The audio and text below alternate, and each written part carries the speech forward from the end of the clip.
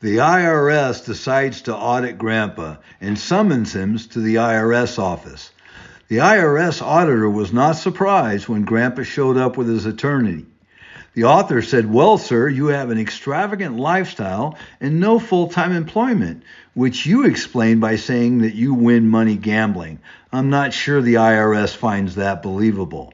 "I'm a great gambler and I can prove it," says Grandpa. "How about a demonstration?" The auditor thinks for a moment and says, "Okay, go ahead."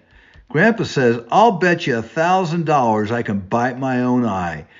And the auditor thinks for a minute and says, "It's a bet." Grandpa removes his glass eye and bites it. The auditor's jaw drops.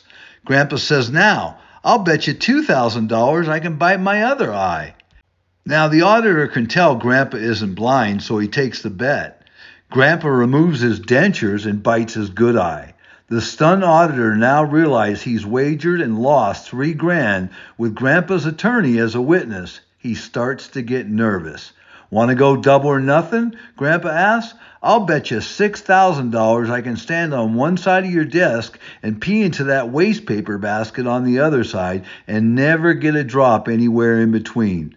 The auditor, twice burned, is cautious now, but he looks carefully and decides there's no way this old guy could possibly manage that stunt, so he agrees again. Grandpa stands on beside the desk, unzips his pants. Although he strains mightily, he can't make the stream reach the waste paper on the other side.